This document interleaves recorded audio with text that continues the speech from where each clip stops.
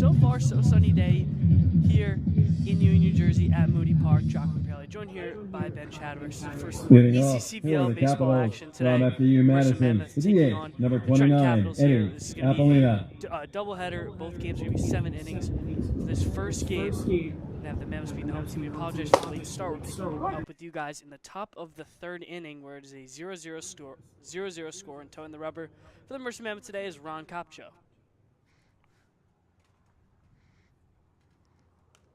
So he's able to quickly hop ahead on the leadoff hitter of this inning, Eddie Apollina. Now it's 0-2. Yeah, we've seen Kopcho in plenty of starts so far this summer. He's thrown about 24 innings for the Mammoths, has a 1-1 record, and all totals out to a 2.070 earned run average, with just 7 earned runs so far in the summer. Is that breaking ball? Just misses off the corner. You get a positive head nod from Kopcho. He's been pretty efficient so far today, Ben. Just crossed the 20 pitch mark, and he's already in his third inning of work, so something that you like to see out of your ECCBL guys. Yeah, it was one of the 4 all-star pitchers for this Mammoth squad as well. That one is roped just foul. And Ben, the funny thing today was, so the starting pitcher who was supposed to start today, Shane Langan, for the Trenton Capitals, I guess maybe showed up a little late. So they stuck Eddie Apollina out there on the mound for the first inning. He had as close to a 1-2-3. He gave up a leadoff single and then retired the next 3 straight batters in his first pitching appearance here this summer. So big claps over for him. This was grounded over to Pope at second base, and the flip on to Hughes will be in time, so it'll be 1 out for the Mammoths. Yeah, so Apollina, unfortunately, not able to be as prolific as he was on the mound right there at the plate, grounding out. But yeah, only threw 14 pitches, and like you said, allowed that 1 hit, but went 4 up, 3 down. So for a position player that you're just kind of tossing out there and hoping and praying, it's not a bad start. We still have a 0-0 ball game here. Zach Barbesh now due up to play for the Caps. That's the Capitals, still in last place in the South, and you can see, just because of some of their numbers from their guys, you can kind of see some of the reasons of their offensive struggles because of that. Yeah, there were such high hopes for the Capitals as well. They finished amongst the top of the South Division in the first inaugural season of the ECCBL last summer, but this summer has been very different, right? They had Jackson Scrow coming in, who just won the D3 Rookie of the Year. He hasn't exactly lived up to his spring season here in the summer, just about a 220, 230 hitter. So he was a big guy that they were really expecting, and that could be said for a lot of their guys, just kind of playing a little bit back from where they were in the spring. Nothing too serious, but a lot of the other teams in the South Division have taken step-ups with their guys going from the spring now into the summer. Yeah, Barbash, one of those guys, and just half the amount of plate appearances he's had this summer, he has the same amount of doubles that he did in 12 plate appearances in college. So you're kind of hoping a guy like that, especially with a small sample size, will be able to kind of take that step up, try to be one of the spearheads of this Capitals offense. But they've just constantly struggled, and their pitching, even when they've had it, hasn't been able to bail them out too much this summer. No, it really hasn't. The 2-2 from Kopcho generates the swing and a miss on the curveball from Barbash. So it'll be 2 quick outs for Ron Kopcho. He is cruising right now. And Barbash now falls to 1 for 37 on the summer with his 18th strikeout. And we saw a guy, Tyler Shoppy, get his first hit the other day here. That was a big moment. He had his teammates cheer him on. Tyler Shoppy over there with the South Jersey Kings. So Barbash already has had his first hit, but still going 1 for 37 is not ideal regardless. Here's a swing and a miss to Austin Wright, committed to LaSalle. You know, we always joke, Giacomo, I mean, who isn't committed to LaSalle? If you're coming out of high school and you're playing in the ECCBL, there's like a 65% chance that you're committed to LaSalle University. Just that area, Ben. I mean, it's, we got all those mostly South Jersey guys. We've got a couple Pennsylvania guys as well, so you never know. Yeah, the Explorers are big fans of Southwest New Jersey and obviously the eastern side of Pennsylvania. Hope it works out for them. Here's the 0-2 from Kopcho. This one's going to be roped into center. Coming on is Mulhern, diving. Just can't make the play. It's going to sneak by him and squid by Vizzoni over there in right field. And there will be a hustle double for Austin Wright and a 2-out base runner for the Trenton Capitals. Big swing by Wright right there. No pun intended. But he's also had his struggles this summer, and he's batting sort of towards the bottom of the order because of that. 3 for 25 coming into this game. That is a huge double to start off his day and hopefully start a little 2-out rally here for the Caps. I mean, I feel like this is the rally king with Parker Murator coming up. Kind of always seems that not the greatest hitter on the team, but he always just kind of finds himself up in the right place at the right time. Yeah, and this is Parker Murator's second summer with the Capitals in a row. another guy who he's really built up his average over the weeks. Really was starting in the first few weeks in the mid 150s, even the low 100s. Now is up to a 222, an acceptable enough number, right, as it keeps on climbing. So Murator definitely gotten hot recently, trying to build off of what was a rough start to the summer. Just one RBI. He's going to be looking for his second one. And he's worked the 1-1 count here with Kopcho. Here's the pitch. Curveball skips downstairs as Mercer will pop ahead in the count.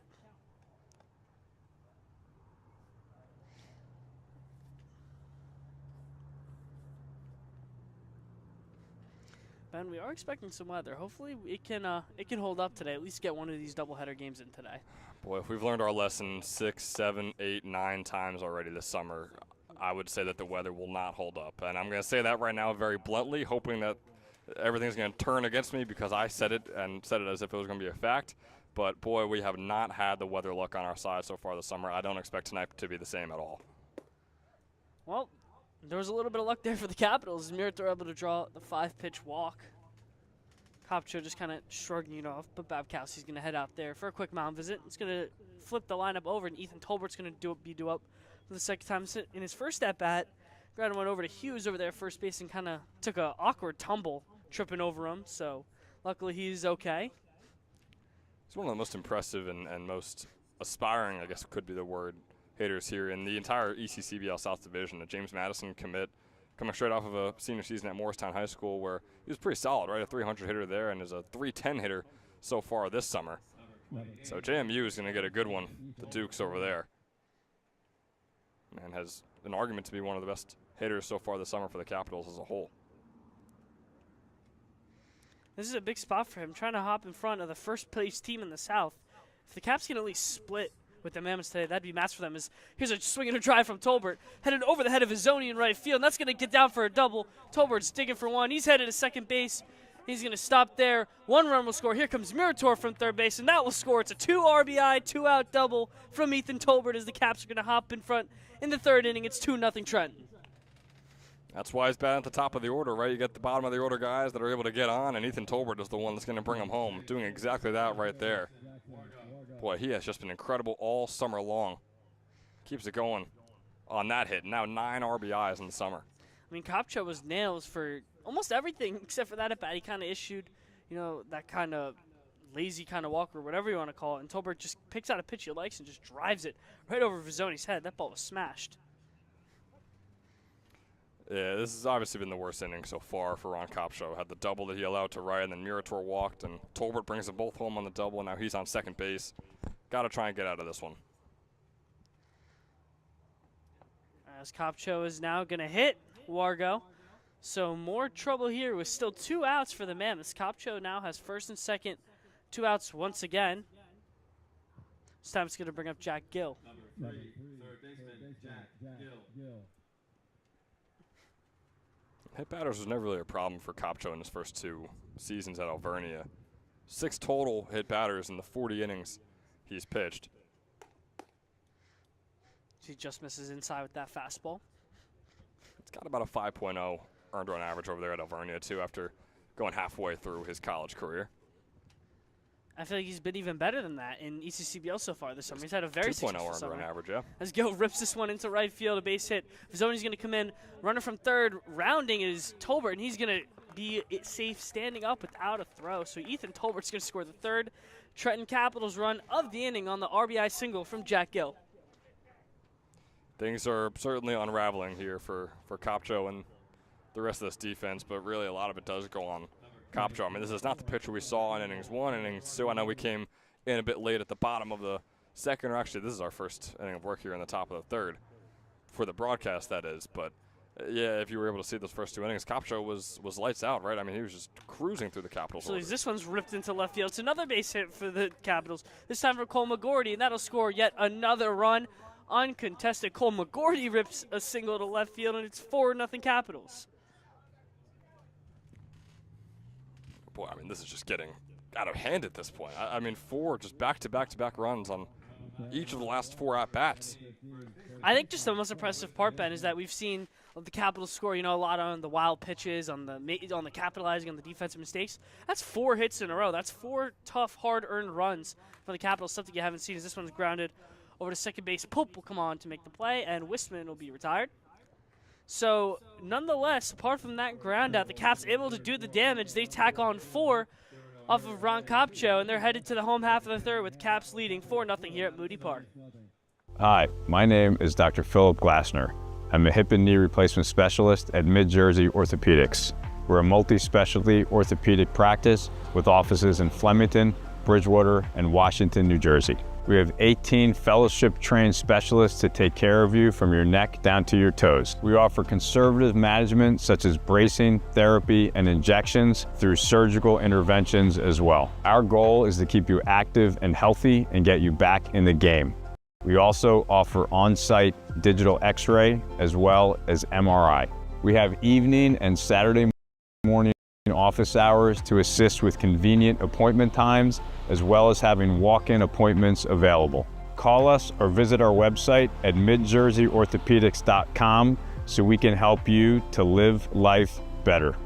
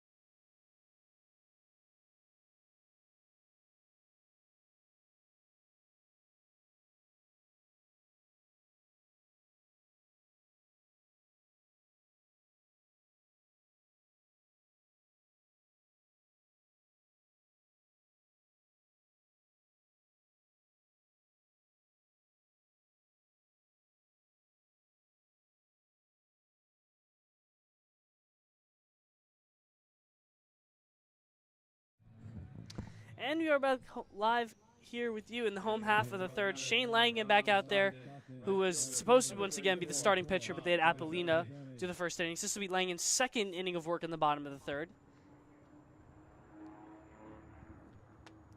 Langan threw up a 1-2-3 scoreless inning in his first inning of work. He's able to hop ahead with that first pitch fastball. It'll be 0-1 to Dom Vizzoni out of Stockton University. 5 hits and 25 at-bats in his freshman season over there at Stockton. So a pretty successful season for Vizzoni. And he's picked it up recently as well for the Mammoths. He was another guy who was sitting around the low 100s for a few weeks, for his first few weeks in the ECCBL, but is now a .235 hitter for Mercer. Is that 1-1 fastball just clips the outside corner, so it'll be 1-2. We saw a lot of Eddie Apollina in the first inning kind of take a page out of what Langan's doing, just dot that fastball down away at the corners. That way, especially those righties are going to have a tough time getting their bat all the way out. And I mean, Apollina didn't do anything crazy; just was able to locate his pitches. And listen, for your first appearance on the mound in ECCBL, I mean, not bad at all. Seen way worse from guys who, have actually had pitching experience in college. Yeah, Shane Langan, I mean, the Babson commit looks pretty solid so far today. You could argue it's one of the best games he's had so far this summer. He's up to a near 7.0 earned run average with the Capitals in the 7 games he's appeared in. But today, I mean, only 1 hit, obviously no runs on the board just yet for the Mammoths. That 1 hit was given up by Apollina, so he hasn't given up a hit yet, but there's the first one as that one kind of bloops in to right field. So Vizzoni's on with a lead-off single to right field. Number 1, center fielder, Ray Mulhern. As that will make the lineup flip over for the Mammoths as Ray Mulhern is going to be due up. Ray Mulhern made a sick diving catch in the first inning today, Ben. Just fully laid out coming in, just showing off the 5-tool speed that this kid has. He's a hustler guy. I mean, around the base path, he's a catcher's worst nightmare. Out in the field, he's a hitter's worst nightmare. I mean, he could be anywhere you want him to be. in a snap, and he does that every single game very consistently as well. As Langen's going to check over on Vizzoni at first base. I mean, it's not even just his speed, man. I mean, the kid's hitting .439, the highest average for the first place team in the South. This kid can swing it as well. Yeah, I mean, all around, you could make a serious argument that he's the best player so far this summer. As a break early call from Vizzoni, throw over to second base. Not in time. They're going to say he snuck in underneath the glove over there of Wright. So Vizzoni catches the Capitals sleeping, as now the Mammoths are going to have their first runner in scoring position on the day. That's big for the Mammoths, and if you're the Capitals, especially in a game like this where you're the bottom feeder in the South Division facing off against the top dog, plays like that are ones that have to go your way each and every time. That one misses way upstairs from Langen. Kind of shocked. I mean, Ben, you heard the whole Caps defense like step off. The second he took off running, and I thought the throw was there in time. Just I guess not the greatest tag from Wright over there at second base. Yeah, Wright was. I don't want to fault him for the tag. I think it was just a tough play, and it was closer than we actually think. Vizzoni really raced over there, but it was tough for Wright to make the tag. Vizzoni was able to dodge it perfectly, but regardless, as a team, you have to make that play happen if you're the Capitals. I know you're enjoying this 4-0 lead, but again, with the Mammoth squad and with the Capitals' track record, I wouldn't be shocked if that lead slowly disintegrates as this game goes on. Here's the 2-0 from Lang. Fastball missed upstairs is 3-0. Yeah, but I also feel like also as the pitcher, you're kind of like when you're having all these people yelling things, you're kind of a little flustered, a little shaken up right as that happens. So I thought that he would have been able to have that throw in there in time, and it was a good throw. But just kind of just stiffen up your arm a little bit type of thing when you're trying to throw the ball over there. Yeah, it all depends on what kind of mindset the pitcher's in. Nice pitch right there on the 3-0, but it all depends on the mindset that Langen or Kopcho, whoever else we're going to see today, is in. If you're really, really dialed in on the batter because you feel like you need to, and he probably does feel like he needs to against Ray Mulhern, then sometimes your fielder's yelling at you is going to catch you off guard, and it's going to take a second, which it did right there at the throw over to second. Here's the 3-1 from Langen to Mulhern. Fastball swing and a miss, so it'll be back to a full count here at Langen. Langen desperately needs this one, really, as we mentioned. Caps able to just tack on 4 in the previous half inning. Want to just keep that momentum rolling, get their hot sticks right back up to bat.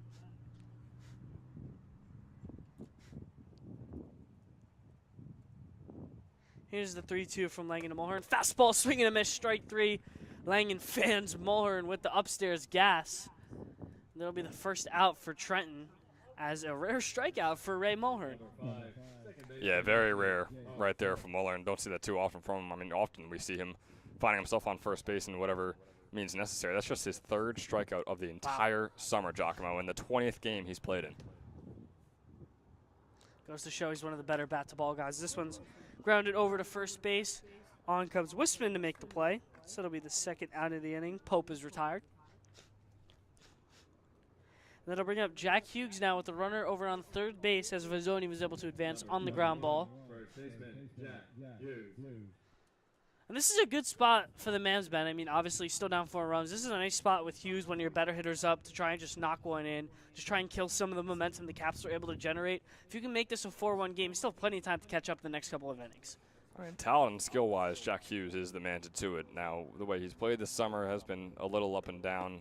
Started off firing hot, right? I mean, he was a .550 hitter for the first few weeks of the ECCBL season. Now he's down to a .387, which on paper looks fantastic. But if you look at him through the past few weeks, he's been batting about 150, 200 in the past few weeks as he fouls that one off. So we'll see what he's able to get done right here in a pretty clutch situation, you could say. I mean, it's still the bottom of the 3rd, nearing the halfway point here in game number 1. But just getting yourselves on the board is the biggest hurdle, I feel like, in these close and low-scoring games. I mean, we know Hughes is obviously a double machine, 8 of them on the season, also has that home run with 19 RBIs. So we know that this guy can definitely bring the pop a little bit. Yeah, if you looked at him at Lackawanna Community College this past spring, leading them to the NJCAA D2 World Series, he was their top hitter there, and he was the Mammoths' top hitter here for a lot of the summer, like I mentioned. So in terms of skill-wise, he's one of the best in the entire ECCBL. It's just a matter of putting things together recently. He's ahead here on Langen. He's got a 2-1 count on the righty. Here's a pitch from Langen. Fastball just going to miss outside. It'll be 3-1 as Hughes will be in the driver's seat.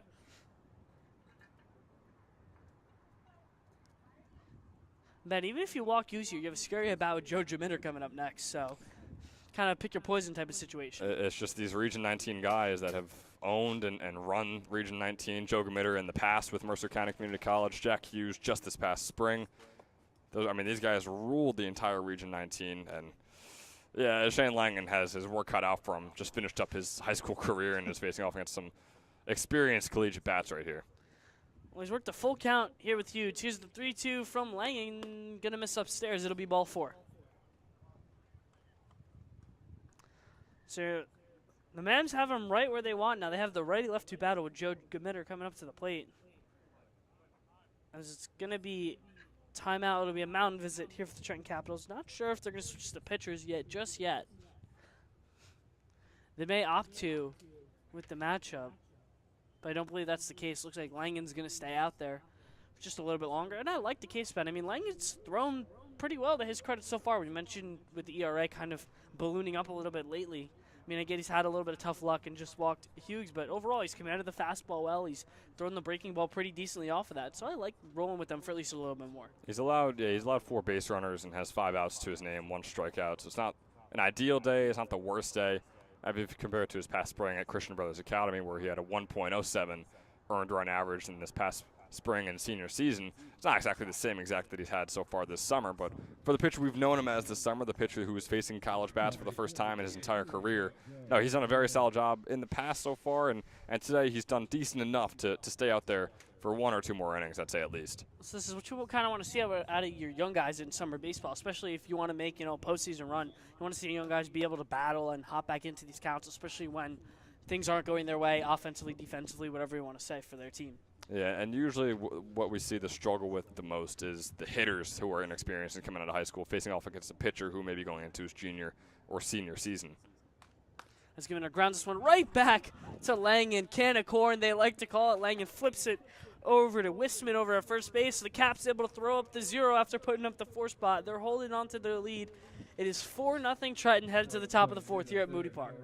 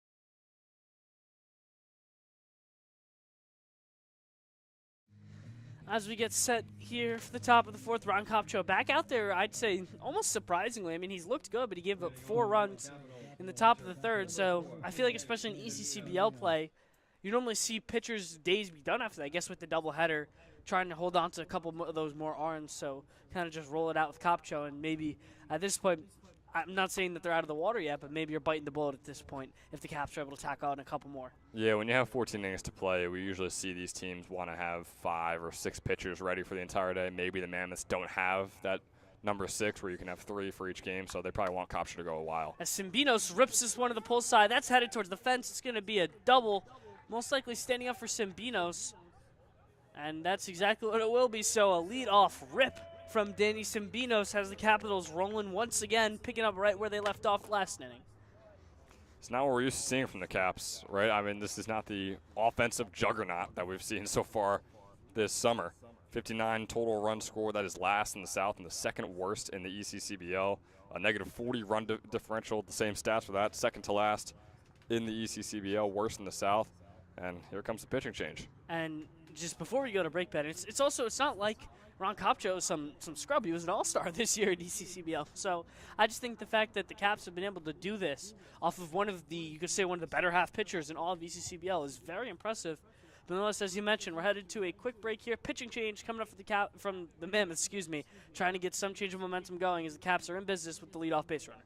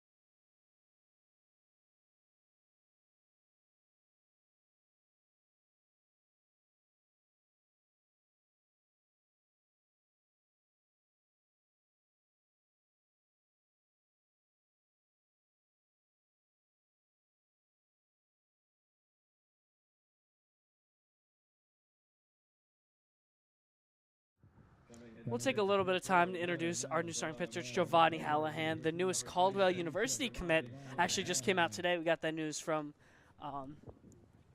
the Godfather, you can call him, Mike Olshin. Commissioner works as well, yeah. Yeah, I mean, Hallahan just wrapped up his freshman season at Widener and is now transferring over, like we said, to Caldwell. Through 15 innings at Widener and allowed 17 earned runs. So far this summer, he's thrown 22 innings already for the Mammoths and has a 3.5 earned run average. He's usually a very volatile pitcher out there for the Mammoths because when he's on, boy, he is on. First fastball hits the outside corner. So hop ahead. Yeah, and Ben, Caldwell coming off a pretty successful season this year. So, I mean, I feel like they've kind of, in the past couple of years, they've been kind of retooling their roster, and they've just been better and better each year. They're kind of not the greatest D3 team known across the state of New Jersey, but they've just been retooling their roster, and Hallahan's hopefully going to be a part of the resurgence for them this upcoming season. Pretty solid coach I know they have over there. I know you might know him as well, Giacomo. Yeah, Mike Colazar and Hassani Whitefield. Two great guys. Used to play for them when I was little, back in the day. Hallahan's breaking ball misses downstairs. It's 1-1 to Eddie Apollina. I'm going to call him the ace now. I mean, he's a perfect 0.00 ERA on the summer so far. So He does, yeah. It doesn't get much better than that. It's like me in my high school career. I went 1 for 1. So One at-bat you faced when you're on the mound? No, I got one at bat like in the There you box. Opposite field single. Apollina's just like me. Hopped right on the mound. Got throw up a 0. Why not? Yeah, 1,000 hitter. Got to get you in the St. Joe's Hall of Fame.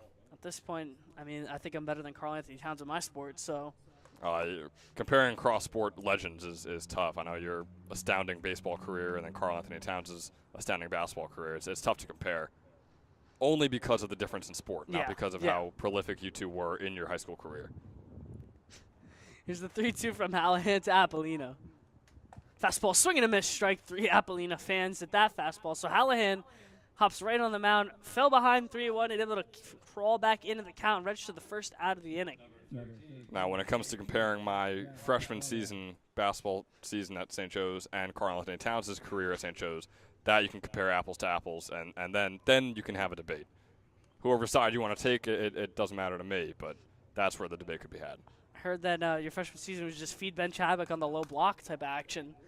I believe no growth spurt then. No, I was 5'10", 140 Ben Chadwick, who maybe got 3.5 minutes a game and averaged about 1.2, 1.3 points per game.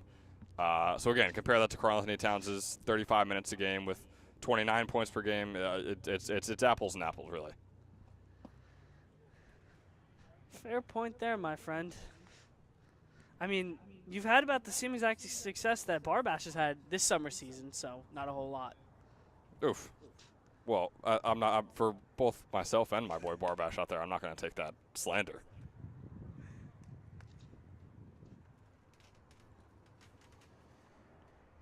Hallahan is now falling behind in the count of Barbash. It's 2-1 here. Once again, 1 out. And we have Simbitos over there at second base from the leadoff double. Here's the pitch from Hallahan. Fastball fouled back, and it's now going to be evened up at 2 apiece. But I will say, no big dark clouds yet. I see maybe one That's about it.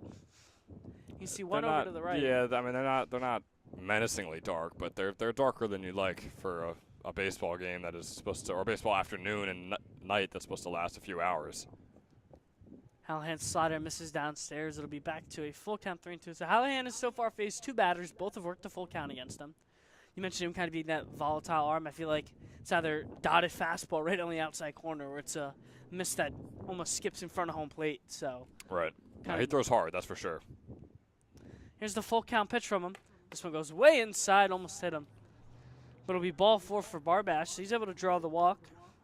That's his 12th walk on the season. We mentioned him only having the 1 hit, but he does have 12 walks, so you say he definitely has a decent eye. We'll give him that.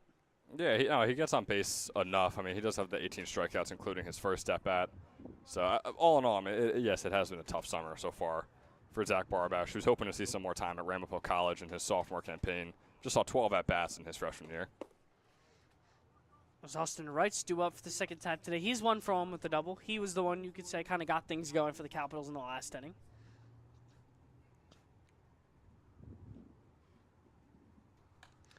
This one's kind of blooped over there to left field. Nate Jones giving way. He'll take 2 steps back and awkwardly, I don't know what kind of catch that was, just kind of gave up on it at that point once he got to the spot. But nonetheless, it'll be 2 outs for the Mammoths. He made the grab nonetheless. I mean, so it puts out number 2 on the board. You know, maybe we would have saw some Savannah Banana type stuff from him out there, a little behind the back snag. I'm not sure if his coach would have been too fond of that, Coach Rich Carabelli, but bring a little liveliness. I mean, he just kind of got there and just, like, stuck his glove out and, like, kind of slapped the ball. I mean, that was interesting way of catching a fly ball. I haven't seen that one in a while. Parker Murator now due up, though. He drew a walk in his first plate appearance. So he's going to get here into a 1-1 count with Giovanni Hallahan.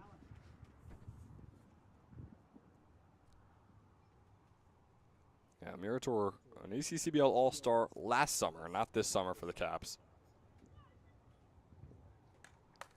So it's going to be blooped up.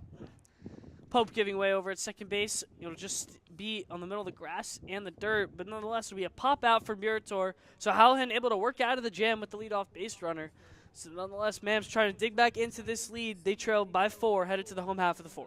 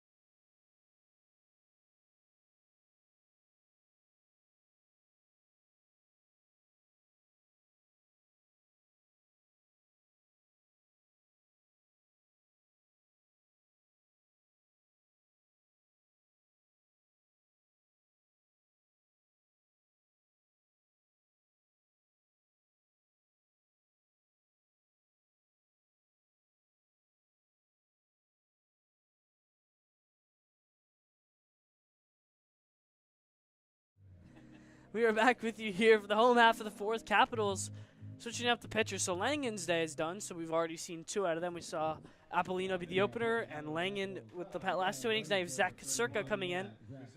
The Southpaws are ready to get going for the home half of the 4th, coming over from Gettysburg College. He only threw 1 2/3 innings over there in his freshman campaign, giving up 3 earned runs. Didn't allow a lot of walks, only 2, though, in his short inning of work. So hopefully we'll be able to see some good location out there from Kasurka today. Absolutely, yeah. And the last time we saw him was against the Express. He got 1 out to his name, threw 30 pitches, and had 3 earned runs. So it wasn't the greatest outing last time we saw him. That was about 4 days ago against the Express. But I've talked to Actually, I think he's the first base coach, or maybe he's not here today, but Will Burkall, one of the assistant coaches for the Mercer Mammoths, is injured and rehabbing an injury, so he's just treating himself as an assistant coach for Mercer. And he was telling me how good Kasurka is because he's on the same team as him.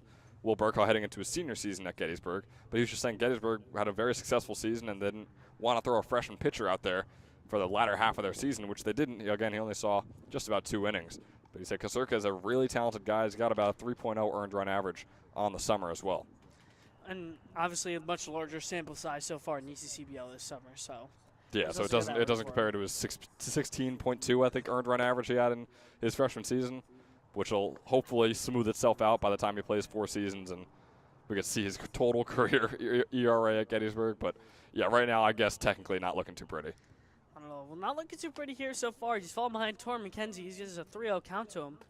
That fastball just able to hit the inside corner. It'll be back at 3-1 now. 3-0 pitches always find the strike zone. Mike Coryell preached it on our broadcast a few weeks ago, and it remains true. Ever since he said that, I've always thought about it every time we see a 3-0 pitch, and 90% of the time it finds the strike zone.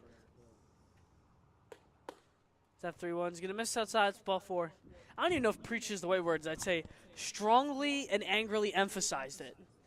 I feel like he was more upset. He's like, how are they going to throw a 3-0 fastball down the middle every time? But the second he gets the 3-1, it misses, as Kasurka just proved to Mike Coryell right there. They did, yeah. And once they get that first strike, they try to get cued again, and they try to throw some more pitches, painting on the outside, and then same thing with Kasurka. I mean, he's just not able to find the strike zone.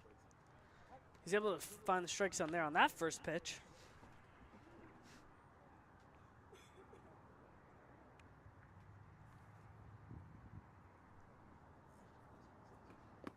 That one misses downstairs. Will be 1 apiece. As Hefferman's due up at the plate for his second at-bat.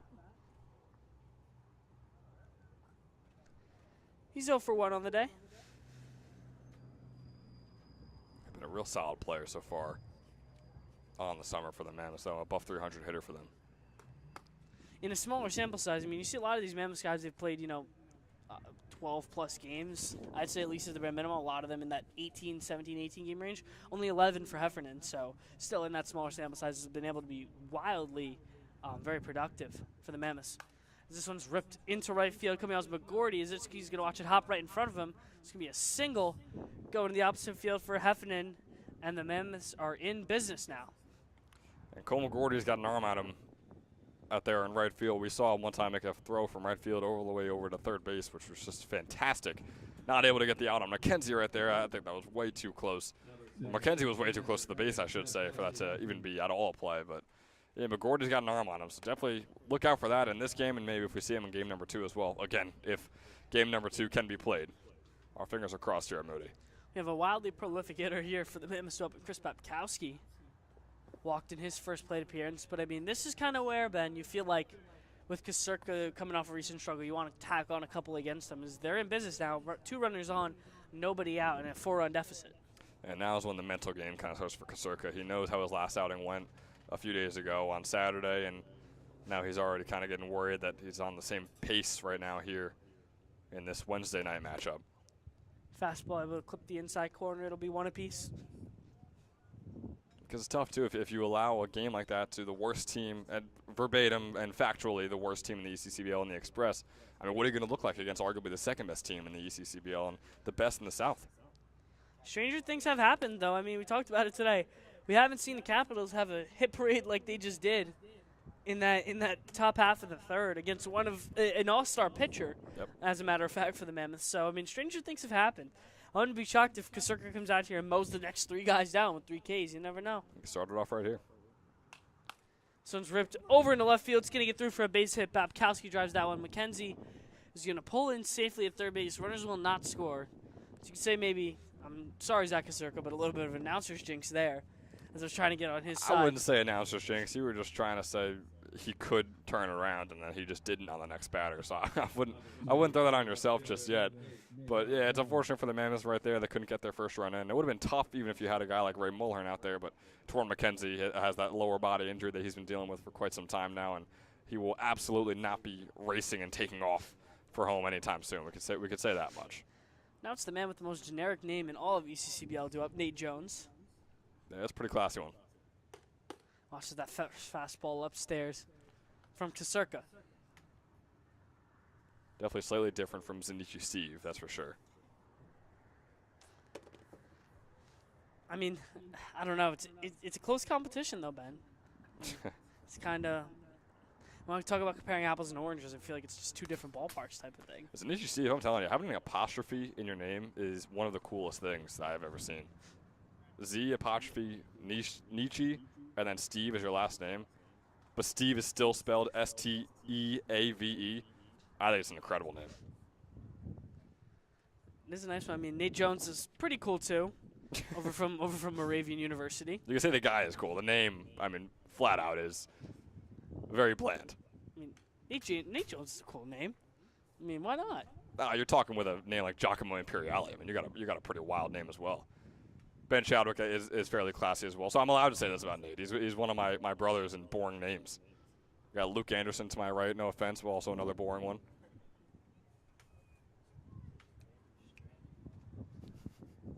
Nonetheless, Kasurka trying to put Jones away. He has him in a 1-2 count here. Here's the pitch. Fastball, swing and a miss, strike 3. Kasurka finally able to get it the first out of the inning as he registers the strikeout of Jones. Now putting in play the double play ball, hopefully, as the Caps can hopefully find an escape hatch trying to hold on to this lead. And like I said, McKenzie, you don't want to call him a liability, but he's a guy that is easily can be out heading over to home. He's the man on third base right now for the Mammoths. He's a guy you got to keep your eye on. Because even if you have a fly ball out into right field or left field, wherever it might be, it might not be a guaranteed run. As Brazil pops this one up, it'll be out of play. And then just noting it, I mean, this is where Kasurka, kind of wanted. I get that he struggled early in this appearance. You have the bottom 3 hitters now for the Mammoths coming up, so it feels like, even though the Mammoths lineup, we know how deep it is, it feels like this is kind of the spot where Kasurka can hopefully work his way out. As Brazil falls behind quickly, it's now 0-2. He's off to a good start against Brazil right here. I mean, of course, he would love the double play, but getting a strikeout to just get out number 2 on the board is ideal right now, and he could do so right here. He is way ahead on Brazil. Here's the pitch from Kasurka. Fastball missed downstairs. He's going to skip behind Sambinos, and that'll be the first runner score as McKenzie comes hobbling in from third base, but nonetheless, Mams able to tack on their first run on the spiked curveball from Kasurka. You see him tapping his chest, saying, "My bad" to Sambinos. Completely missed with that pitch. And you can kind of tell just by looking at his face that he's feeling it a little bit, where he's kind of thinking to himself because he knows how good he is. I mean, we had Will Burkhoff singing his praises for almost the entire time he was on a broadcast with us. This was about a month ago that Will joined me on the air. But yeah, Kasurka, we know is such a talented pitcher. It's just unfortunate with the game he had a few days ago and how his day has started already right here. As that one's going to hit Brazil. So now what you wanted, you were in the driver's seat against the 8-hole hitter, and you're going to just put him on, and that's going to bring up Dom Vizzoni, a chance to blow this thing open and try and just erase the deficit that they've been trailing the whole game so far.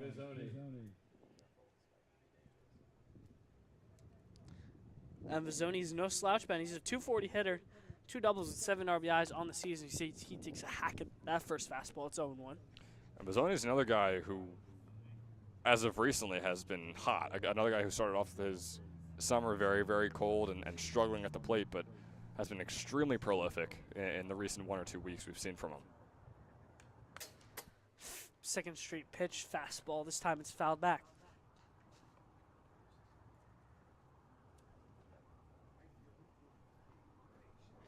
So Kasurka in the driver's seat once again. We've seen this in the previous at-bat. Had a hits batsman. This time he's trying to create some kind of different outcome. Here's the 0-2 from him. Fastball way upstairs. I'm curious how Kasurka is going to handle the rest of this at-bat. It's a big one, right? I mean, you got the bases loaded. You have 2 outs on the board. Dom Vizzoni, who already has a hit earlier today. With Ray Mulhern on deck as well, so. Fastball just missed inside. I think, though, Ben, is if you, let's just say it's a walker, a hit batsman here on Vizzoni, even if Mulhern grounds out to a regular double play ball, there's a good chance he could beat it out up the line. Yeah. This one's popped up by Vizzoni, giving way towards first base. And on to make the call is Wisman. So it'll be the second out for Kasurka. He's able to retire Vizzoni, but now he has to deal with Ray Mulhern coming up with 2 outs. Again, not the guy you want to face. Mulhern's 1 for 2 today and has been close to 500 hitter on the entire summer for the Mammoths. And you got Caserco, who struggled, just got that out, so hopefully it can bring him up a little bit and give him enough of that oomph, I guess you could say, to get through this inning. But it's not exactly a favorable matchup right now for Caserco, and Mulhern on the plate should be feeling pretty good. Caserco almost up to the 30 pitch mark, because that was pitch 27 to be exact right there. He had 1 out to his name and threw 29 pitches against the Electric City Express before being pulled after allowing those 3 earned runs. We'll see if it could be a very, very similar story here a few days later. There's action in the Capitals bullpen, as this one's going to be popped up by Mulhern, giving way and making the catch back is right. So Caserca able to limit the damage, had a bases loaded, 1 out situation, and he's finally able to find the escape hatch as the Mams finally able to scratch their first run across, though. So it'll be 4-1 as the Mams are leading the Capitals here at Moody Park. ECCBL is sponsored in part by Northfield Bank, proudly serving local communities since 1887 with branch locations across Mercer and Hunterdon counties. Northfield offers simply free checking with no minimum balance, no monthly fees, and no per check charges. Northfield Bank customers also enjoy free online banking, mobile app access, and a free debit card for everyday purchases. For more information, please visit northfieldbank.com or follow Northfield Bank on LinkedIn, Instagram, Facebook, Twitter, and TikTok at Northfield Bank.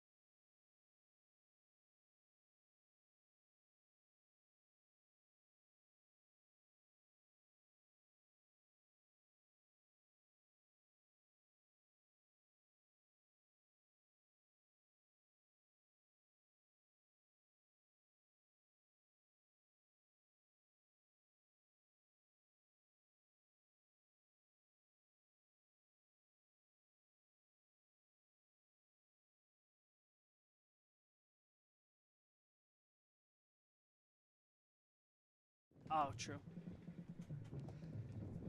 Giovanni Hallahan ready to get set here for his first full inning of work. He came in abruptly, middle of the last inning after Cimbino's leadoff double. It's going to be the top of the lineup, ready to go here for the Capitals, trying to tackle and get that run back they just gave up. It's going to be Ethan Tolbert ready to go. In his last at bat, he rocketed an RBI double way over the head of Vizzoni in right field to his pull side. So he's going to try and keep things going for the Caps as he watches strike one. Yeah, it looked as though it was going to be the first home run of the summer for Ethan Tolbert, but it just barely wasn't able to get over the fence past our Dunkin' Donuts sign out there on the fence. Eerily similar to the swing I saw Corbin Carroll take in the All-Star game last night. Both have that kind of twitchy lefty stance, both with a lot of pop as well. Here's the 1-1 pitch from Hallahan. Slider fouled away to the opposite side by Tolbert. It's now 1-2.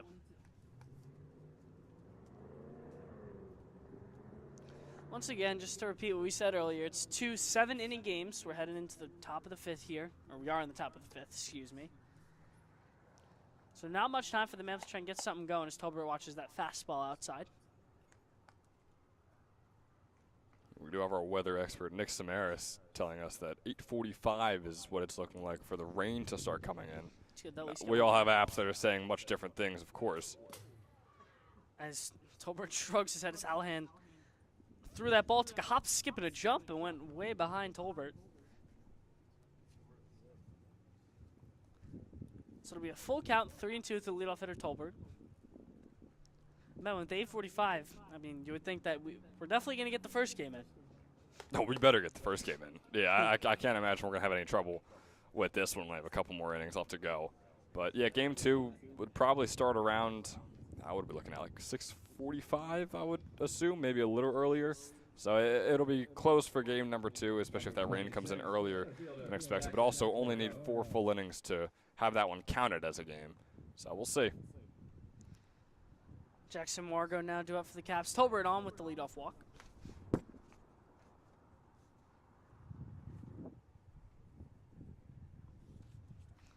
Hallahan's going to check over at Tolbert over there, first base.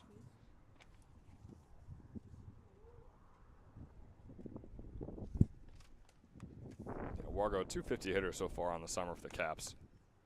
So it's grounded up over the middle. It's Pope. He's going to step on. No, it's going to be an error in play. So it's going to be an error over there on Pope. Miscommunication, you could even say, between Heffernan and him over there. I wouldn't say so. I think Pope, maybe that was in the back of his mind, but I think he just struggled to get the ball off the dirt. And what could have been 2 outs and 1 more out to end off the inning is now no outs on the board and 2 runners on. So that is a rough error right there for the Mammoths and Jake Pope at second. And you don't see that a lot from Pope. He's, you could say, one of the most solid fielding defensive second basemen in all of ECCBL. As this is going to be a wild pitch from Hallahan and almost hit Gill. So both runners will advance. But yeah, going back to that. That's also, to be fair, Ben, I mean, not making an excuse for Pope. That's that kind of tough in-between play where if you're the second baseman, is that a take-it-yourself type of play where you're going to step on the bag, make the throw? Or are you sure that you have enough time to make that flip over to Heffernan and let him try and make the return throw? Yeah, I'm sure that's what he was thinking about as well as he was struggling to pick the ball up. Probably the reason why he struggled to pick the ball up. It's kind of like a football receiver thinking about where he's going to go with the football before he actually catches it, and then he drops it just because he's thinking about the defender coming in or whatever it might be. Same exact situation right there for Pope on second. Well, nonetheless, Jack Gill now due up, trying to pick up his second hit on the day with a big spot here, trying to tack on 2 more runs. He watches that slider downstairs. And Hallahan's losing a lot of control right now, and we mentioned how he can have these up and down games and even sometimes just up and down innings where he has control on one batter and loses it on another. And this entire inning he struggled.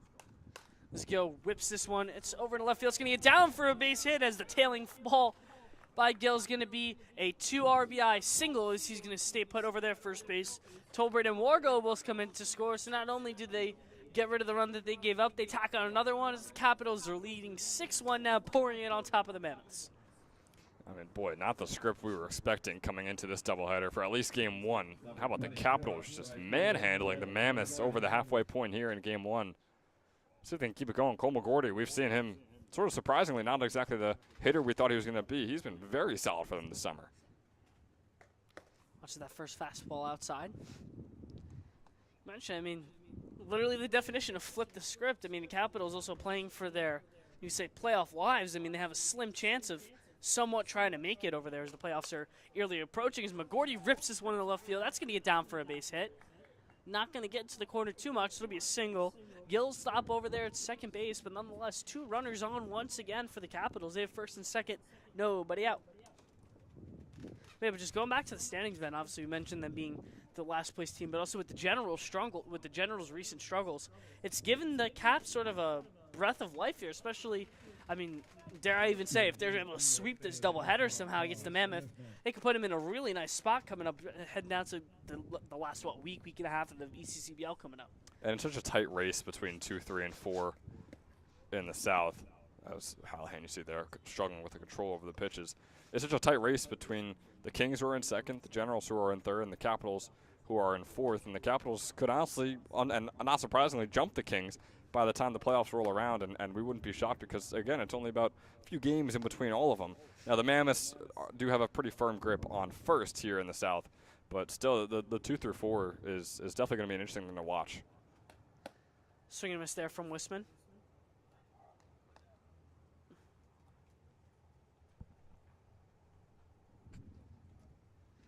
I mean, if the Caps are able to swing the bats like they have today, I mean, look out for them. They could be a streaky postseason team. I mean, we've seen it in almost every sport. There's always, that one team in the regular season that was solid, not the greatest in the world, and then they get extremely hot. I mean, look at the Indiana Pacers this year in the NBA. No one thought they would have been the Eastern Finals pick and take the OKC Thunder to 7 games in the NBA Finals.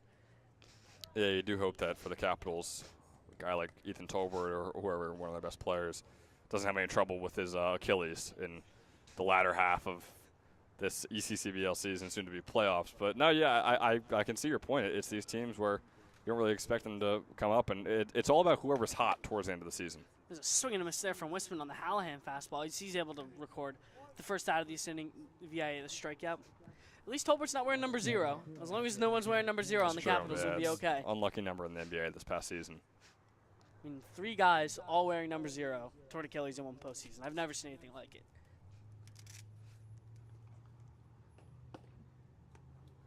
That first Hallahan fastball is just going to miss that side. It's 1-0. As Hallahan's going to get back to work on Cimbinos. First time facing him.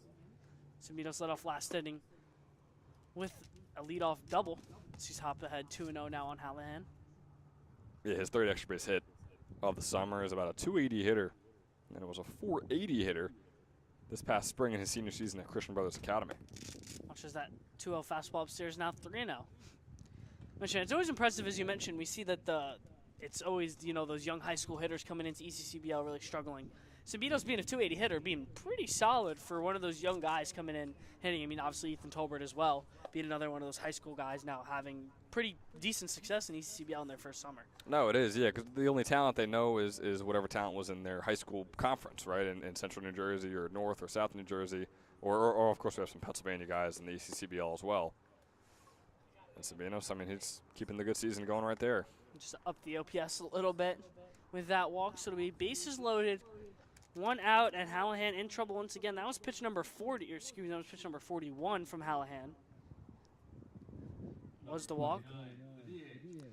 As Eddie Apollino, as you mentioned, he was a prolific importance on the mound for the Capitals, trying to do that with the bat. I mean, he can blow this game wide open here with the double. This one's going to sneak by the catcher. And Babkowski is the first run of this inning, or excuse me, not the first run of this inning. Third run of this inning will score in Gill over from third base. Both runners have advanced, so it's now 2 runners in scoring position and 1 already checked in.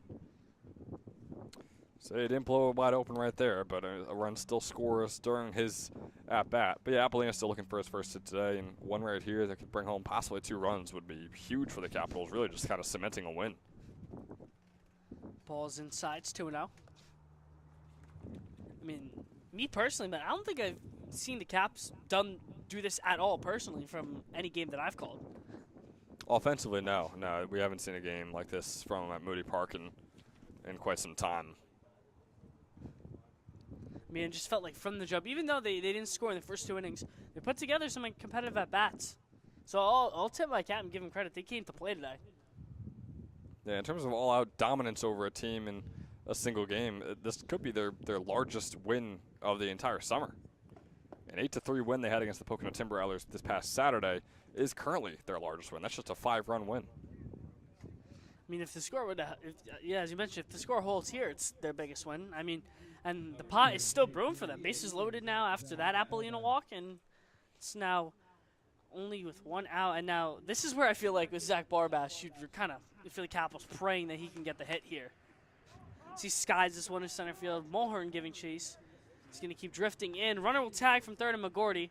Throw to the plate is a beautiful one. It stops McGordy in his tracks to retreat over third base. So nice read by McGordy. Barbash not able to get enough of that fly ball to make it a sac fly. But it'll only be the 2nd out, so Austin Wright will now be due up with the bases loaded. Yeah, a guy with only 3 RBIs in the 12 games we've seen him coming into this doubleheader has a chance to nearly double that with 1 swing of the bat in this at-bat. First pitch misses down low. It's 1-0.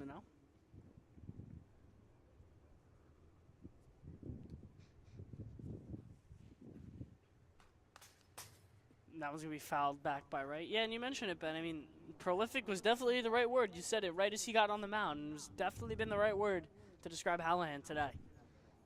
Oh, I don't know about prolific. Maybe volatile is the word you're thinking of. Yeah, the kind of up and down roller coaster where he's throwing hard and can get these fastballs to whiz right by the hitters. But then there's at-bats like we've seen from him in this inning where he just has no control, or he's just putting a meatball right down the middle, and they take advantage like they have today. That is the word that you used. I had a little bit of a mental forgetfulness. Prolific, yeah, prolific would Not be a the right much word. different day Yeah. that Giovanni Hallahan has had in the past, but not today. He's able to get the swing and a miss there from right. So Hallahan prolific with that fastball. There you go, using the word finally correctly. Able to work out of the jam, not giving up too much, you could say. Nonetheless, Caps able to tack on a couple more. They lead 7-1 headed to home half of the fifth here at Moody Park.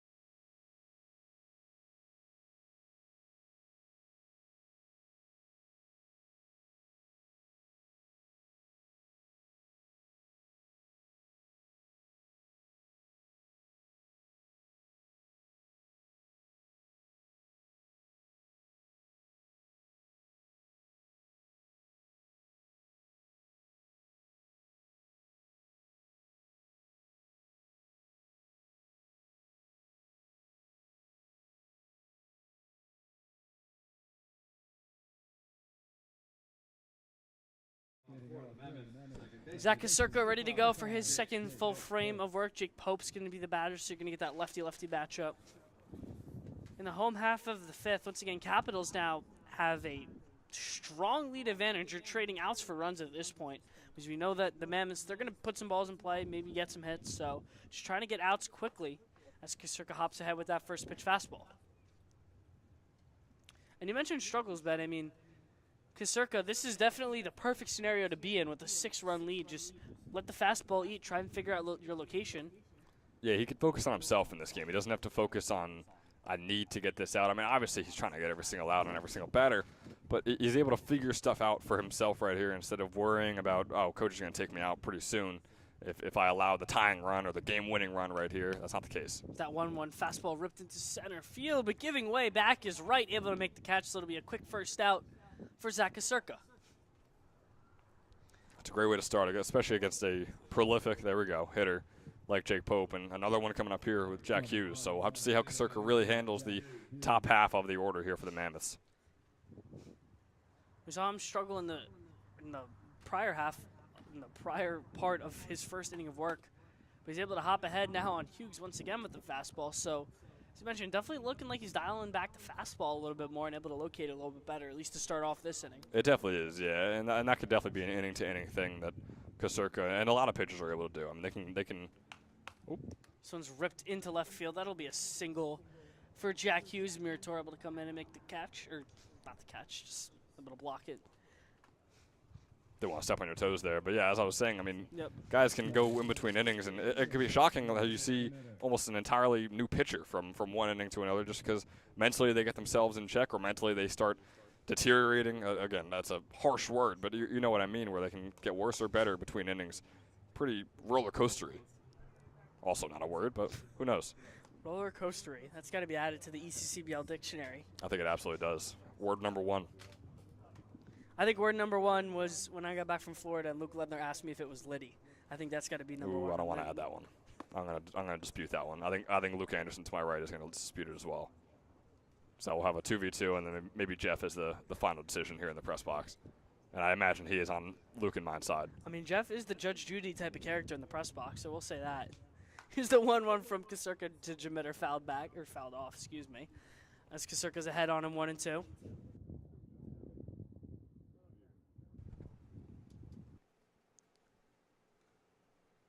As McGordy's kind of, that was a little bit of a weird, McGordy came all the way in to field that foul ball that was right by the line. He's going to have to take a jog back a country mile over there in right field with the left-handed hitter, Jamitter, coming up.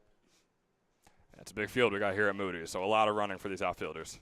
Here's the 1-2 from Kasurka. Slider missed outside. You know, I stand corrected. I wasn't sure if Will Burkall was here. There he is, the first base coach, watching his collegiate teammate on the mound right now, facing off against his team that he's the assistant coach for. I mean, he's rocking some style with the backwards cap over there. Oh, he always does.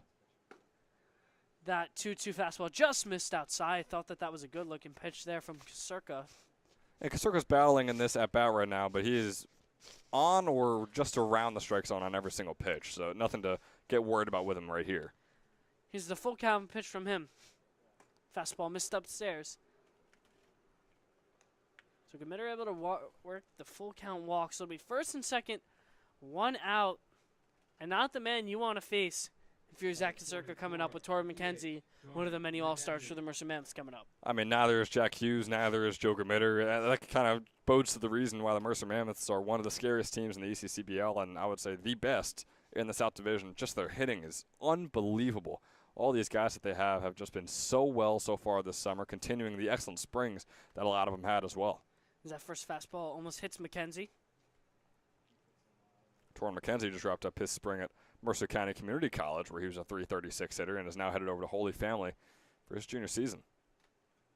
And .336 hitter this past spring, .463 this summer. Watches that fastball outside. It's 2-0. He's in the driver's seat.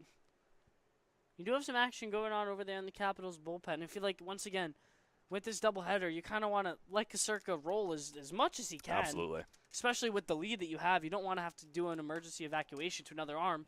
As McKenzie pops this one up sky high. Tolbert going back. It's Murator's. Tolbert is going to get called off. Murator able to make the catch over in left field. So nice defensive communication there from the Capitals. Something we have seen them struggle at in a lot of points, communicating effectively on the defensive side. But that was a nice play over there between those two. We definitely saw that earlier in the season with the Capitals when they were riding those 4 or 5 game losing streaks, and yeah, they would rack up 5-6 errors a game.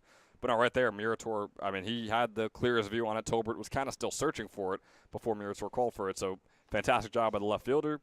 Great job by the shortstop Tolbert as well to get out of there and make sure Murator had all the space in the world to make that grab. Chicker ready to go for his next at bat. Strike 1 on the corner to Heffernan. Heffernan is a Mount St. Mary's College commit. Yeah, a guy who had a .560 average at Burlington Township High School this past spring. And is over a .300 hitter on the summer. I mean, like I said, these guys in the spring, the Mammoths just looked at their stat lines, whether it was in high school or JUCO or college, and they saw, yeah, these guys are good hitters, let's bring them in. And they have been exactly that the entire summer for them.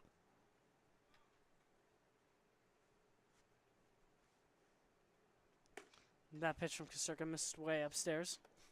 I mean, you have Jack Hughes over there at second base doing some hopping, fake stealing, doing anything he can to try and get Kasurka to balk.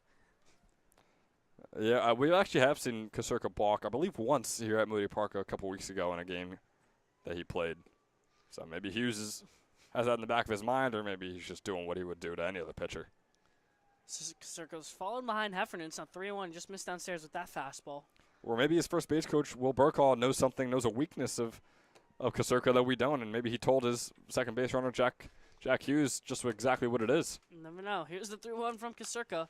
This one's going to be ripped over into center field, giving room back, but able to make the catch over there in center field is Wargo. So once again, Kasurka able to fight out of the jam, throws up the 0 this time in the inning. Caps able to hold on to their stronghold lead. It's 7-1. Caps headed back up to the bat, headed to the top of the sixth. For the Mammoths in the fifth.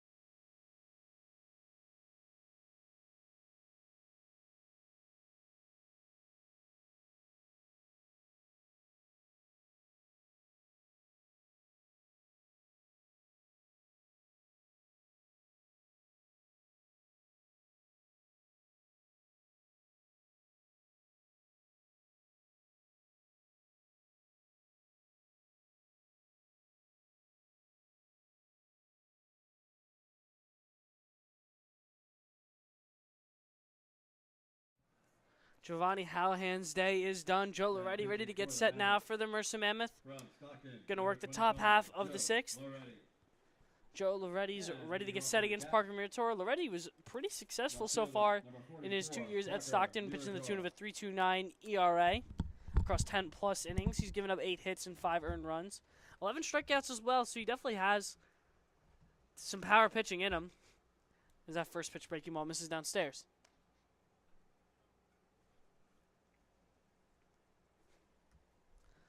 Murator is 0 for 1 on the day. Does have a walk. Was part of that big rally that got the Caps going in the third inning, putting up that first 4 spot.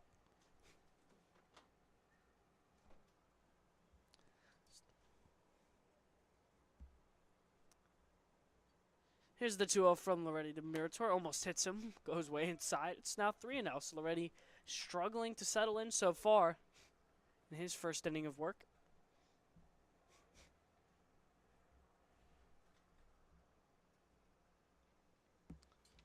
As that fastball misses way outside, so it's a quick 4-pitch walk. Murator is going to waltz his way over down there to first base, and now you also have a speed threat going over there to first base, as well as the Capitals just trying to keep piling on what they've already started, as Ethan Tolbert's now ready to go.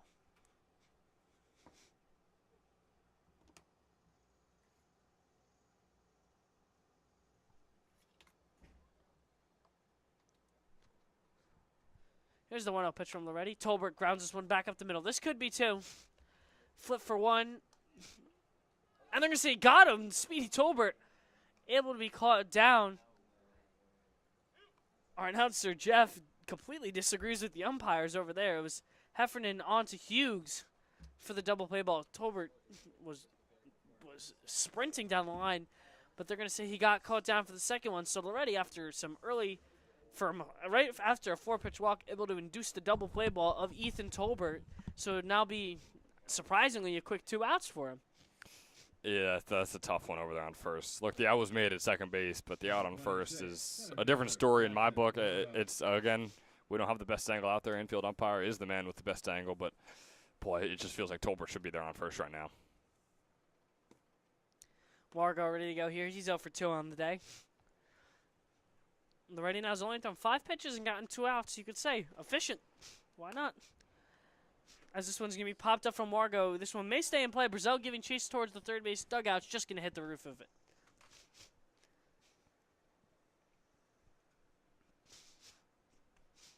Yeah, Wargo batting all the way up in the 2-hole right now for the Capitals. He's got 2 runs, but still looking for his first hit on the day.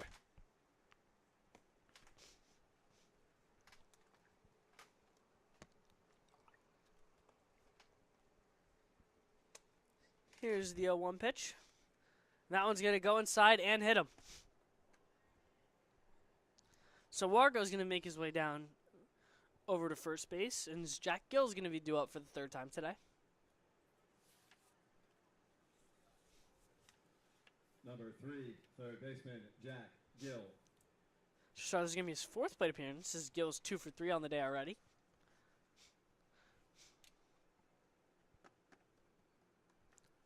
I mean, I'm just still kind of in shock, Ben, with this score and the outcome of what has happened today. Yeah, the Capitals have been raking it in, and Gill, you could argue, has been the top hitter for them so far here today. 2 for 3 with a couple singles and 3 RBIs to his name, along with 1 run. This is already sneaks that slider in for strike 1. Here's the 0-1 to Gill. Fastball missed downstairs. Babkowski hopped back up quickly. He was going to throw behind Wargo, but had no play. And although there's 2 outs on the board and only 1 runner on, Loretti, he's not had the ideal start. Again, that double play was a rough one, just call-wise, but he's been solid enough. But the Capitals still hitting-wise, you could tell they're still feeling it. They're going to say this one's going to sneak behind Babkowski. The runner in at second is Wargo, who got a late jump on that one, but he's able to go from all the way from first to third. Babkowski thought it was in front of him, thought it barely missed, but was able to skip behind him. And you heard the whole Capitals dugout yelling, behind, behind. Yeah, Babkowski was completely lost on where the ball might have been right there, and that's why Wargo was able to take 2 bases on 1 singular wild pitch.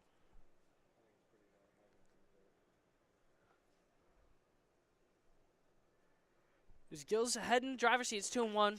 Watches that slider in for strike 2. So now if you're Loretti, you have to get out of this inning against Gill right here, which is easier than the done. Like I said, arguably the best hitter so far for the Caps today. Here's the 2-2 from Loretti to Gill. Slider, inside. It's going to be grounded over to second base. Coming into his Pope to make the play. He's going to flip it over to Hughes. Nice play right in time. So Loretti able to come in, throws up a 0 despite some turbulence. So we're headed to the home half of the 6th. Mams have 6 outs left to play with, trying to crawl back into this game. They still trail 7-1. Hi, my name is Dr. Philip Glassner. I'm a hip and knee replacement specialist at Mid-Jersey Orthopedics.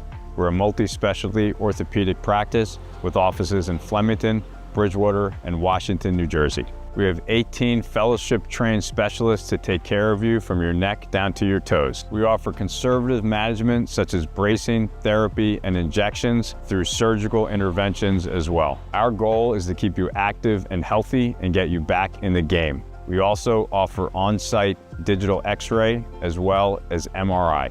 We have evening and Saturday morning office hours to assist with convenient appointment times, as well as having walk-in appointments available. Call us or visit our website at midjerseyorthopedics.com so we can help you to live life better.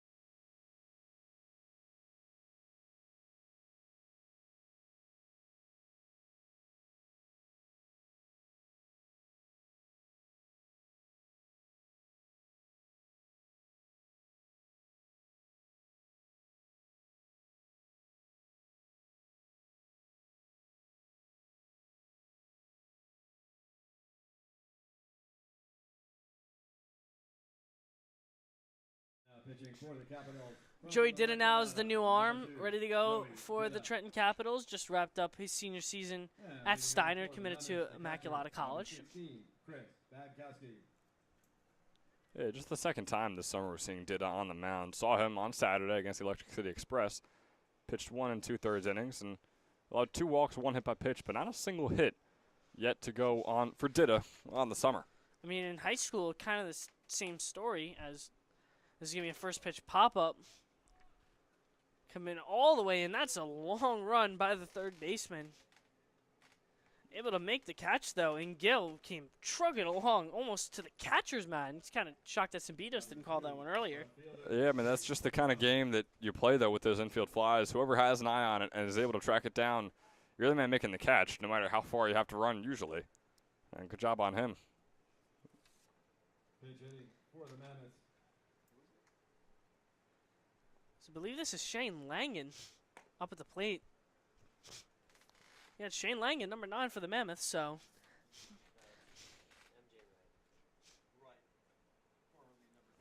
It's going to be MJ Wright. Oh, Used to be 38, now wearing number 9, which, of course, is not confusing whatsoever, even though we know he lost his white uniform. His white jersey, I believe, is the one he lost, and had to get a whole new, which is number 9 for both white and red. It's the second straight pop-up. Sambitos giving room towards the fence, but that one's going to go out of play. Yeah, Ben, going back to Dida before we were rudely interrupted by that flyout. In his junior year at Steiner, he threw over 20 innings, and his senior year threw a third of an inning. So, and it's not like he was bad. That is could be NJ.com as well. Maybe he did suffer an injury, but I know NJ.com sometimes could be a bit up and down with those stats. If he suffered an injury, it's something that it would be tough for us to know, so we might not know. But yeah, if it is, then he's looking pretty solid so far this summer. I mean, he pitched the tune of a .69 ERA in his junior year. As Wright pops that one over to first base, Wispman able to make the catch, so it's 2 quick outs for him. But but going back to my point, it's not like he was bad in that junior season. He was fantastic. He was really good. And then it's just kind of crazy that, I mean, again, NJ.com obviously could be wrong. It wasn't, it could be either a stat-keeping problem or it could be a possible injury that Dida suffered this past spring or heading into the season. Nonetheless, he is rolling early, though, as there's another first pitch strike from him. He's done a first pitch strike to all 3 batters he's faced so far.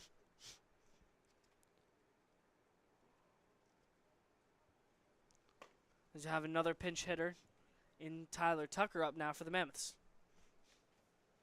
Yeah, a lot of guys. I'm sure we're going to see them for the entirety of game number 2 when that lineup gets up to us.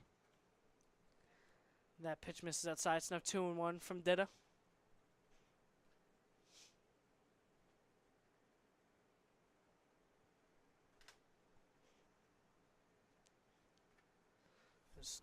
I didn't see him step off. Thought that was a balk at first, but able to step off. Just needed a sign change.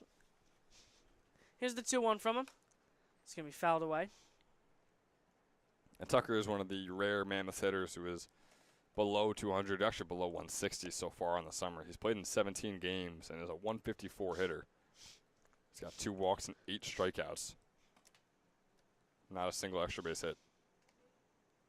Unwritten is his go-to karaoke song, is what we have on the stat sheet. So that's a nice fun fact for him. It's a great song. I'll give it to him. Fantastic. Natasha Bedingfield. Here's the 3-2 to him as he fouls that one away. I will say Dida has been stellar with his command so far. He's had almost every pitch go where it's wanted it. Yeah, Dida has been really finding the strike zone very well, which is surprising just considering we've only seen him. This is his second game and technically second inning of work. That one runs inside. And either way, it's ball 4. So Tucker comes in as the pinch hitter, able to draw the walk. As we're going to have now yet another pinch hitter. It's going to be Will Heyman coming up for the Mammoths. And he mentioned another one of those guys struggling, only hitting, through 14 games, only hitting 167 so far. Yeah, it was a 231 hitter at the Sales in his freshman season. But again, that's him going 3 for 13 in his at-bat, so not a ton you could work off there. He chops this one over to third base. Coming in to make the play is Gill. He'll go the easy way, but not so easy as that one sails way over the head of Wispman. Heyman's going to stay put over at first. Tucker's going to go first to third on the error by Gill. I mean, he sent that ball into the stratosphere. That's one of those ones where I know coaches always hate when they do the double clutch, but usually fielders and infielders specifically say, oh, it's just to contain myself, control myself, and get the throw over in time. Trust me, if I'm able to do that double clutch, I'll get the throw over there in time and accurately. Boy, that was not the case there. He took his time getting the throw over there and then just sailed it over the head of Westman. I mean, I was about to say he's going to go the easy way over to first for the nice play, but I mean. It is, I know. I mean, just because he sailed it over doesn't mean it's not the easy way, but it's an easy way that he just fell off the road. You could tell right away it was going way over the head of Westman. As Mulhern showed his bunt at first with 2 outs, not sure what the game plan was there, but nonetheless, it'll be a ball, so it'll be 1-0. It's very unfortunate for Dida, too, who should have escaped out of this inning, now has a runner on third and Tucker thanks to the ball flying right over. Here's the 1-0 from Dida. Fastball missed way outside. First time we've seen Dida now sort of a little bit overthrown, missing the zone a little bit.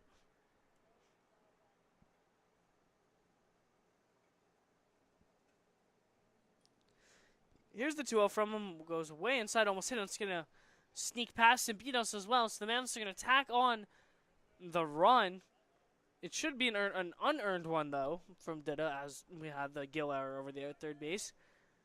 It'll be unearned at the moment, depending on how the rest of the inning goes. If he's able to still retire Mulhern right here, then it'll stay unearned. But if Mulhern's able to get on base, it could be a different story. As the Mammoths have now tacked on their second run of the game, they still trail by 5. But Dida now does have to deal with a 3-0 count here to Mulhern. Here's the pitch from him. Fastball clips the outside corner.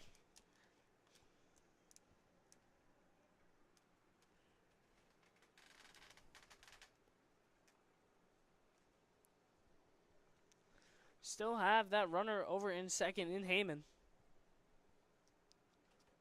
Dida's going to check over on him and then throw home, and it's going to be a ball 4 way inside to Mulhern. So it'll be runners on first and second now. Still 2 dead, though, for Joey Dida. Number 5. Yeah, and boy, what should have been the end of the inning a couple at-bats ago, now it just continues. Already added on 1 run. Capitals, boy, they should feel comfortable, but again, the talent on this Mammoths team is more than capable of scoring 5 runs in a single inning. They got 4 outs to work with right now.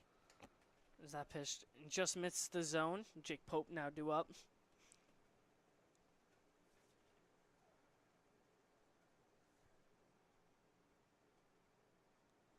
Dida just trying to get these outs going. Want to hold on to this lead. That fastball runs inside. It's 2-0. He's now eerily struggling to find the zone. Something completely different that we saw in the first two batters he faced. The first 2 batters, yeah, first 2 outs, and ever since then, yeah, he's sort of been hovering around and not able to find the strike zone. This one skied into right field. Giving way in center field is Wargo coming in to make the catch. So finally, Joey Dida able to locate a fastball and able to climb out of the jam. Mammoths able to score 1, but that's not enough so far. They still trail by 5, headed into the last inning here in the first game of our doubleheader. The Capitals lead 7-2 here at Moody Park.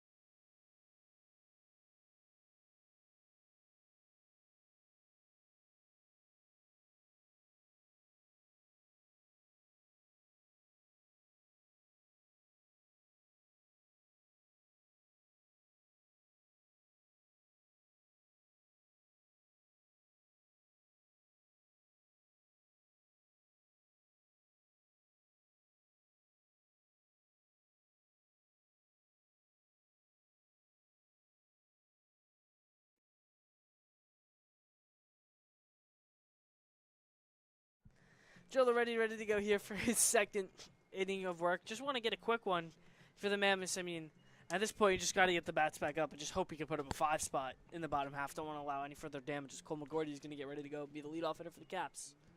Yeah, that's the ideal scenario right now. But, man, the way the Capitals are hitting right now, they've only had 2 innings where they've scored run. But, man, those 2 innings were prolific. Boy, I mean, we're going to beat that word to death here today at Moody Park. Prolific and roller coastery are the 2 days that are the 2 words that I'm taking away from today. As should all of our viewers. Loretti's first pitch fastball misses his way upstairs on McGordy. He's behind on him 1-0. Is that pitch swing and a miss from McGordy? I mean, we mentioned it, Ben. I mean, Loretti threw that 4-pitch walk to Mirator and then got maybe a little bit of help from the field umpire. Got the double play ball out of Tolbert, and then was finally able to work his way out from there. This one's fouled back right at Ben Chadwick. Nah, I wouldn't say so. I think it's going right at our camera, which is why you're seeing a whole lot of fence on your screen right now. We'll have that fixed for you ASAP as soon as we can. I mean, you're about in line with the fence, however. That's why I kind of saw it come up in that direction. Here's the 1-2 from Loretti to McGordy. Breaking ball, swinging a miss, strike 3. That was a sword and a half. What a sweeper there. Joe Loretti gets an ugly-looking swing out of McGordy for the first out. Great way to start off what would probably be his last inning of work for Joe Loretti. Just keep it going, get your offense back out there if you still want any chance of coming back in this game. Obviously, don't allow any momentum offensively for the Capitals because we know that defensively it usually transfers over. Looking at this game just specifically. He's able to hop ahead on Wisman as he gets him to fan with that first pitch fastball.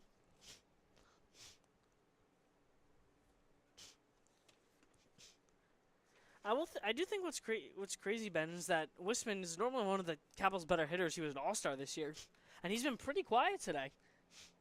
Yeah, he's about a 277 hitter, and he's had his moments so far this summer, that is for sure, but he's gone 3 straight games without a hit and has just 1 hit in his past 7 games. So Wisman definitely riding a bit of a cold streak on this Capital squad, which is why we see him batting a little bit lower in the order here today as well. I mean, there was a solid 2-week stretch he was batting in the 3-hole for the Caps. So he pops this one foul. He's way behind now, 0-2. Yeah, the soon-to-be junior out of Immaculata. ECCBL All-Star as well, because he was above a 350 hitter when that All-Star list came out. But like I said, has been on a bit of a cold streak, has now dropped down to a 277 hitter. Here's the 0-2 from Loretti to Wisman. Fastball line. That's going to get down for a base hit. So there you go. There's his second hit in 7 games. And first in the past 3 games. So Wisman able to get things going, and the Capitals still trying to maybe, I guess at this point they're just trying to beat. You said that their largest win of this season so far was 5 runs.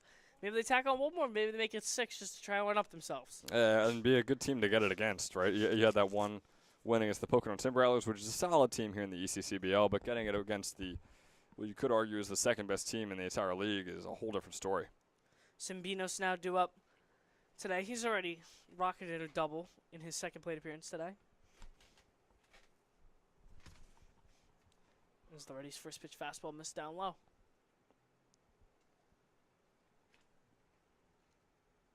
Here's the 1-0 from him. Fastball goes way inside. It's 2-0 to Simbinos. Ben, not too many ominous clouds yet. Knock on wood here. Maybe we're getting these games today. Getting the first one in, and I think the second one for getting at least those 4 innings is looking pretty good right now as well. I know we're told that about 8:45, like we said, from our expert weather analyst here in the ECCBL, but we'll have to just wait and see. I know it's isolated thunderstorms that are all kind of surrounding Ewing right now. It's just a matter of if they'll move in closer. It's just been bad weather in New Jersey, period, in the past week or two. The fastball goes way outside from Loretti. It's 3-1. Yeah, a whole lot of flooding in the New York City subways and in the New Jersey Turnpike as well. I mean, it's been rough weather here in Jersey, and obviously the Texas floodings as well, which it's been really rough this summer with all the rain and torrential thunderstorms. Here's the 3-1 from Loretti to Simbinos. It's popped up, and it's going to head out of play. Yeah, Ben, going back to those floodings, my hometown of Scotch Plains, New Jersey, was just featured on CBS New York just the other day for that torrential flooding. There was evacuation shuttles all over the place, rescue squad. trying to get people out of cars, floating cars everywhere. I mean, just awful scenes everywhere. Yeah, it was on the turnpike. I believe there was Route 22 still shut down. 3 or 4 feet of rain that cars were just trudging through. It's astonishing, really. Here's the full count pitch to Sambinos. It's going to be ball 4. Already not able to locate that breaking ball. So now be runners on first and second, and only one out. Number 29, the DH, Eddie. As Eddie Apollina is going to get ready to go. Once again, Loretti's been definitely volatile. I mean, he's the second Mammoths pitcher to do so. We saw Hallahan be that way, and Loretti's been sort of the same case. Apollina's going to watch that first pitch fastball outside. Yeah, he's had his struggles so far today, and we mentioned before how he's just got an 8.18 earned run average. Again, that is just through 3.2 innings pitched, or 3 2/3 innings pitched, I really should say, and not allowing a single earned run. Zapolina skies this one in the left center. Mulhern giving room. He's going to be the one to come in, and he'll make the catch. So Ray Mulhern able to put away Apollina for the second out of the inning. Yeah, a shallow fly out is not exactly ideal right there. You can't advance the runners. They have to stay on first and second. We'll see if Barbash is able to bring around. We know we've talked about the struggles he's had so far this summer, but with the Capitals team as a whole and how much momentum they've had offensively, it seems like every single inning they've had at least a runner get onto second base in scoring position. We'll see if Barbash can take advantage of it. I mean, they have 8 hits on the day, and the Mammoths have only made 1 error. So, like I mentioned it, especially in that third inning when they had 4 straight hits. It's not like these have been, cheapo runs. They've worked hard for all their runs today. Oh, absolutely, yeah. We see those 15, 16, 17-run games that some teams will have in the ECCBL where, yeah, they rack up 7 or 8 errors, but not today. As Barbash hops ahead 2-0.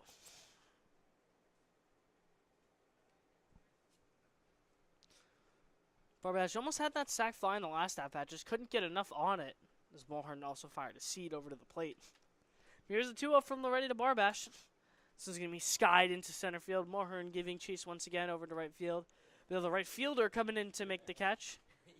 And finally make it is Tucker, recently inserted over there in right field.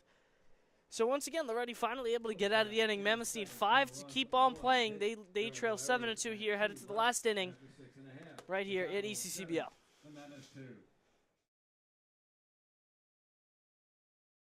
No, this is what's his face.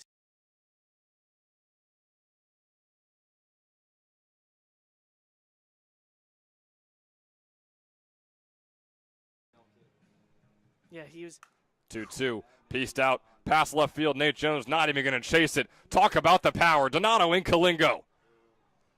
Tacking on number 5 here in the ECCBL regular season. My, oh my, that is a difference maker routing the bases right there. 2-0, the Generals lead.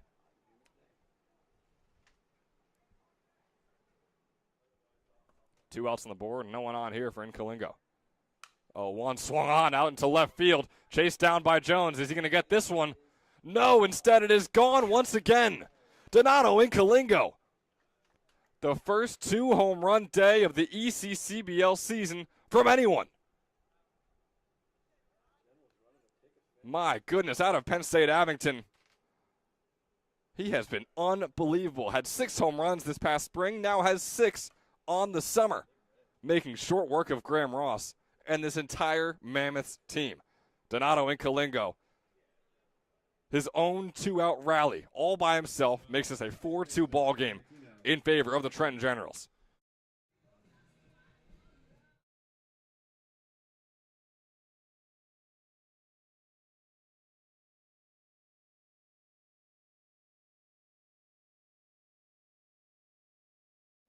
And we're ready to go get set here for the bottom half of the 7th inning. Once again, just about close to wrapping up our first game of our 2 7-inning doubleheaders today. It's Ethan McHugh is the new pitcher for the Capitals, trying to close this game out.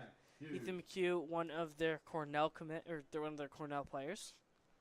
Yeah, alongside Jaden Shin, they got a couple of the Big Red over here. His first pitch from Hughes is lined into left field. Almost a home run, but went a little bit foul. That ball was smashed. It was definitely smashed, yeah. Also a lot of it foul. I mean, that's heading over to the basketball courts out there. But, boy, I mean, Hughes can get behind the ball. We saw it this past spring. We've already seen it a couple times this summer, him putting it over the fence. And that's where me and Luke Lendler are going to go hoop out soon.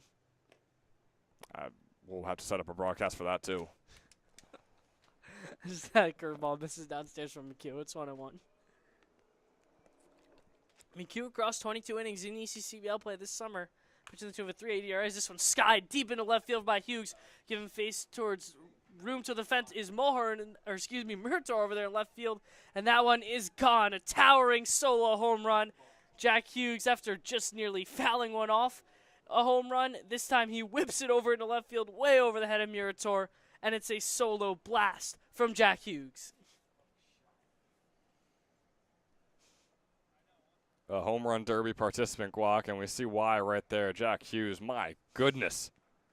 Putting that one over the fence, his second home run on the summer. He had 10 this past spring for Lackawanna. He just knows how to get it over there, get it up and away. Does so right there on his first at-bat against McHugh. Minner's ready to go as he rounds this one over to first base. Wisman able to stop it. McHugh is going to go and cover. And it'll be in time. Nice play by Carl Wisman. Able to recover it. McHughes gives the nod of affirmation as he whips that one awkwardly into right field. Capitals dugout is loving it, too. Yeah, but going back to Jack Hughes there, I mean, literally the definition of if at first you don't succeed, try again. I mean, he hit a towering shot foul, gets the next pitch that he likes and just blasts one way over the head of Murator over there in left field. I mean, wow, that was a nice shot. Yeah, I mean, it was two very, very similar hit balls out there past left. One was about 40 feet to the left, and one was just barely in enough to not go foul and be over the fence for the home run that we just saw about a minute and a half ago. McKenzie fouls that one back off of Hugh. It's 1-1.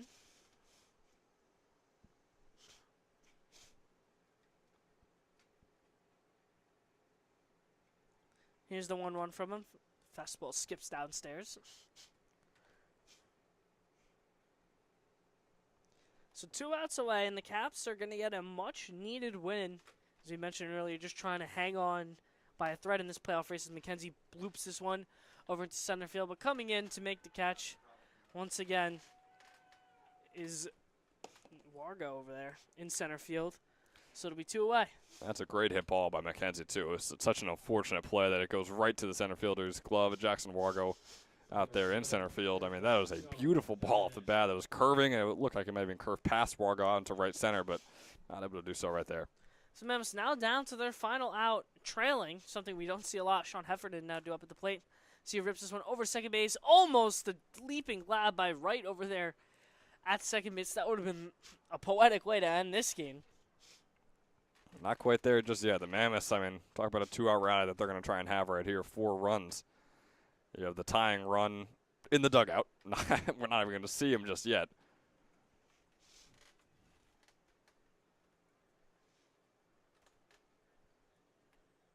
Number 16, catcher, Chris Babkowski.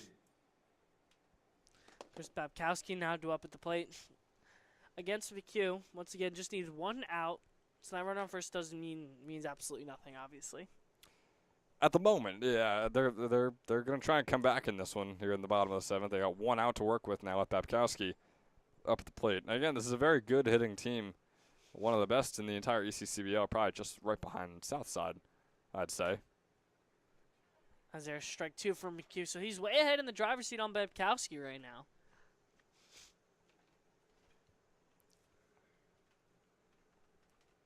Here's the 0-2 from him. Fastball way outside. McHugh sped himself up a little bit there, too much. Yeah, probably the worst pitch we've seen from today. And it comes at the most critical moment where he's 1 strike away from putting the game away. So hopefully he can collect himself. He got that out of his system, and we'll see what he deals right here. Here's the 1-2 from McHugh to Babkowski. Fastball way outside once again. So second pitch in a row that was way off the bat. And he's facing a really solid hitter in Chris Babkowski here, so you don't want to just give one right down the middle, especially after giving up the home run. But still got to find the strike zone. Here's the 2-2 from him. Fastball downstairs. They're going to say hit him in the box, so it'll be a foul ball.